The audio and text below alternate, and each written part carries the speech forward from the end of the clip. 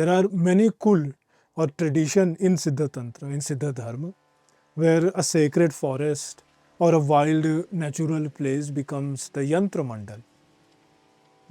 The forest itself becomes the Yantra Mandal. The nature itself becomes the Yantra. And the sound of the waterfall, the sound of the wind, that becomes the mantra. In one of the video, we spoke about what Tantra is. And after that, someone who watched it wrote to us with a very good question. They said, how come I never heard you say that mantra plus yantra equal to tantra? Mantra plus yantra equal to tantra. Because that is what she was taught. And that is what she understood. So let's sit with this. Because it is a very beautiful question. And the more you look at it, the more it opens up, this question, this contemplation. First, let's say it plainly. The formula holds true. Mantra plus yantra equal to tantra. That formula is there. There is nothing wrong with it. But look at that little plus sign sitting in the middle of the formula. What is that plus sign really? So if you ask us, the plus is the process. The plus sign sitting between a mantra and a yantra is how you combine the mantra and yantra, the process. And that process can vary, that process can change.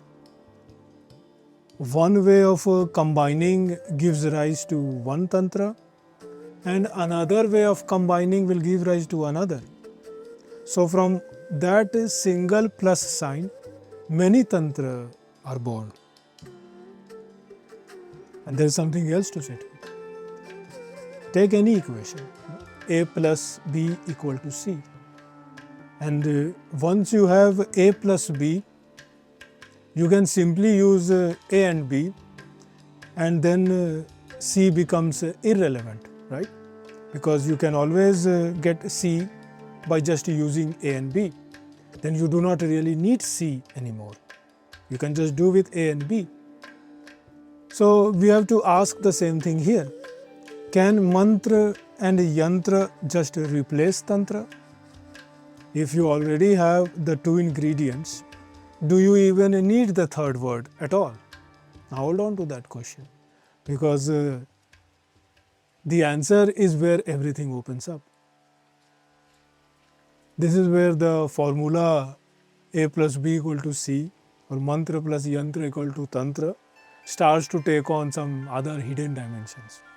Think of how we first learned how or what an atom really is. Okay? Electron, proton and neutron. Very clean, very simple, easy to visualize. And then we went deeper into the quantum world, and suddenly the very idea what makes an atom begins to change. And it is the same here. When we look deeper into what mantra truly is and what yantra truly is, then the meaning of tantra changes with them. Because the mantra does not have to stay as a sound on your lips. The mantra can become your very breath. The mantra can become the subtle vibration moving inside you. The mantra can become the nad, the sacred inner sound. And the yantra also doesn't have to stay as a drawing on a paper or etched on copper or made with some rangoli or colors on the floor. The yantra can become your own body. The yantra can become your own brain, mind. The yantra can become your own chakra, the chakras, the Kundalini chakra. And when that happens, where is the tantra now? Then the tantra has moved inside. The tantra has become an inner meditation, not external geometry, no external chanting required.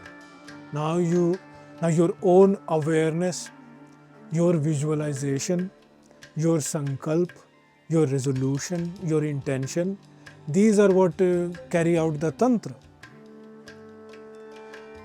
The mantra and yantra are still there, but they have become implicit, sublime, hidden, internal.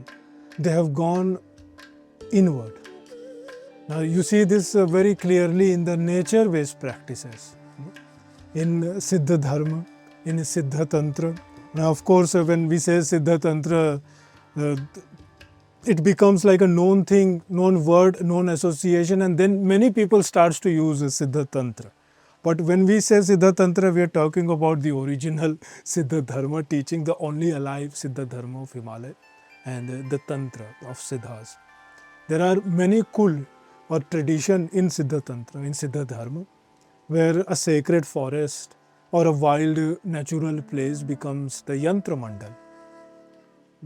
The forest itself becomes the Yantra Mandal. The nature itself becomes the Yantra. And the sound of the waterfall, the sound of the wind, that becomes the mantra. Now, there is no formal diagram, there is no fixed chant. The practitioner simply aligns naturally and under the guidance of a guru, develops the intuition, and with the rhythm of the universe, the practice deepens. And the tantra happens in that alignment. Goddess Kurukulla makes kul, and there is another kul in Siddha Dharma, Mrikul, that is exactly known for these kind of nature-based practices. No formal yantra of the kind you might picture or are familiar with. Those practices are often done near mountain streams and in nature, and the ritual is done with simplest things, with leaves, with ferns gathered right there. And then there are practices that in Siddha Dharma, Mahasiddha Matsyendranath gave to ordinary householder women in the mountain. They use very simple mantras and very little yantra. And they still make simple food offerings, light some dhoop near some village water source or near a sacred tree, and that's their tantra. Very quietly inside their daily life, weaved into their day-to-day activities. And then sometimes the guru becomes both the mantra and the yantra. And then simply doing guru seva, serving the guru, doing the guru's work, that itself becomes the highest tantra ritual of all. So the formula is not wrong. Mantra plus yantra does equal to tantra. So we just want you to keep looking at it, keep asking what each word means as you go deeper. All of this has its root in Agam and Nigam and the vast wisdoms of Siddha Dharma. It is this kind of question that makes us want to keep talking about this for hours. So keep them coming, keep your questions coming, and we will talk more with you.